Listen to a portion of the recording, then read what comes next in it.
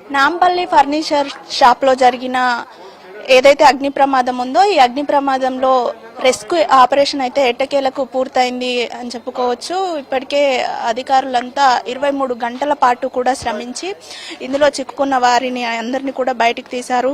5గురు అయితే మృతి చెందారు. ఆ మృతి చెందిన వారి మృతదేహాలన్నింటినీ కూడా బయటికి తీసి మృతదేహాలన్నింటినీ ఉస్మానియా ఆసుపత్రికి అయితే తరలించినటువంటి సిచ్యువేషన్ ఉంది. మనం ప్రస్తుతం విజువల్స్ లో చూస్తూ ఉన్నాము. బిల్డింగ్ ఏ విధంగా ధ్వంసమైందో ఆ దృశ్యాలన్నింటినీ కూడా చూస్తున్నాము. ఇది ఒక హృదయ విదారకమైనటువంటి ఘటన అని చెప్పుకోవచ్చు. 2 చిన్న పిల్లలు కూడా ఈ ఘటనలో మృతి చెందడం అత్యంత బాధాకరమైనటువంటి విషయం. అయితే నగరంలో ఈ అగ్ని ప్రమాదాలు తరచూ జరుగుతూనే ఉన్నాయి. ఇలా అగ్ని ప్రమాదాలు జరగడము, అప్పటికప్పుడు అధికారులు రావడము, ఇలాంటి పరిస్థితులు నెలకొనడం సర్వసాధారణంగా అయిపోయింది. కానీ ఇవి జరగకుండా ఉండడానికి తీసుకోవాల్సినటువంటి జాగ్రత్తలు అయితే తీసుకోనట్టుగా మనకు స్పష్టంగా కనిపిస్తుంది. ఇక్కడ ఈ బిల్డింగ్ నే చూసుకుంటే ఒకటే ఎంట్రీ ఒకటే ఉంది, ఎగ్జిట్ కూడా ఒకటే ఉంది. ఇందులోకి వెళ్ళడం ఉంది.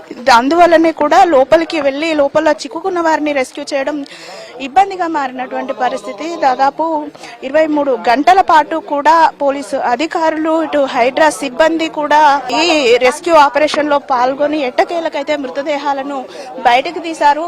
మనం ఆ విజువల్స్ లో దృశ్యాలలో చూస్తూ ఉన్నాము. ఇదంతా కూడా సెల్లారు. ఈ సెల్లార్ లోనే మొత్తం ఫర్నిచర్ అంతా డంప్ చేసినటువంటి సిచ్యువేషన్ ఉంది. ఆ కాలిపోయినటువంటి ఫర్నిచర్ అంతా కూడా ఏ విధంగా ఇక్కడ డంప్ చేయబడిందో మనం చూస్తూ ఉన్నాము.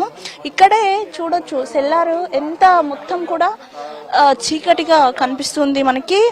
ఎక్కడ కూడా ఫర్నిచర్ అంతా దగ్ధమైనటువంటి సిచ్యువేషన్స్ కనిపిస్తున్నాయి. ఇంత పెద్ద స్థాయిలో సెల్లార్లో ఫర్నిచర్ డంప్ చేయడం వల్లనే ప్రమాదం ఇంత తీవ్ర స్థాయికి చేరుకుందని కూడా చెప్పుకోవచ్చు. చుట్టూ గ్లాసెస్ ఉండడము, ఆ గ్లాసెస్ ని బ్రేక్ చేయడం కూడా కొంత ఇబ్బందికరంగా మారినటువంటి పరిస్థితి అయితే కనిపించింది. రెస్క్యూ ఆపరేషన్ డిలే అవ్వడానికి కూడా ఇది ఒక రీజన్ గా అయితే మనం చెప్పుకోవచ్చు.